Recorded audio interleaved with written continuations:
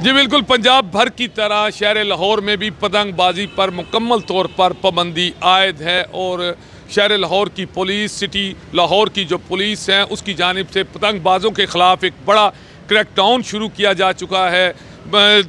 आला पुलिस अफसरान की तरफ से ना सिर्फ SHO साहिबान बल्कि डिविजनल SP साहिबान को भी ब्रीफिंग का सिलसिला जारी है, मीटिंग का सिलसिला जारी है। उनको बार बार ये बताया और समझाया जा रहा है कि पतंगबाजी जो है वो ज़ीरो टॉलरेंस पॉलिसी पर अमल करें और किसी को माफ़ ना किया जाए। अगर कोई पतंगबाज पकड़ा जाए तो उसके ख़िलाफ़ फौरी तौर पर काइट फ्लाइंग एक्ट के तहत FIR दर्ज करके मुकम्मल कार्रवाई की जाए। इसी हवाले से अगर बात की जाए, अभी भी कुछ मन चले कुछ पतंगबाज ऐसे लोग मौजूद हैं जो अभी तक बजिद हैं कि वो बसंत मनाएंगे, चूँकि ख़ासकर इन दिनों में जबकि बहुत सारे शहरों में जो पतंगबाजों की तरफ से बसंत का त्यौहार अनाउंस किया गया है, इसी हवाले से शहर लाहौर में सख्त पॉलिसी अपनाई जा रही है।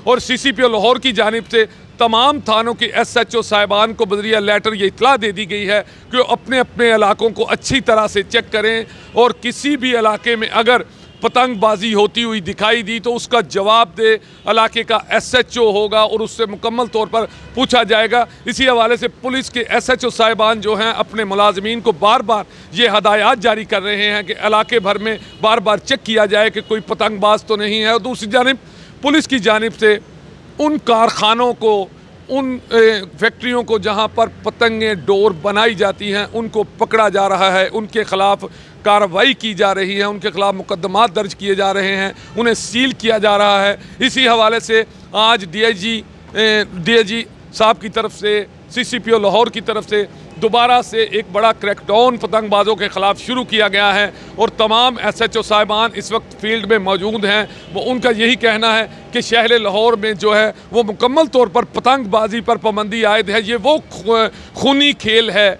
ये वो नामुराद खूनी खेल है जिसकी वजह से कई घरों में सफ़े मातम बिछ गई, कई लोगों के गले कट गए। इसी हवाले से शहर लाहौर में पतंगबाजी की इजाज़त हरगिज़ नहीं दी जाएगी। जी।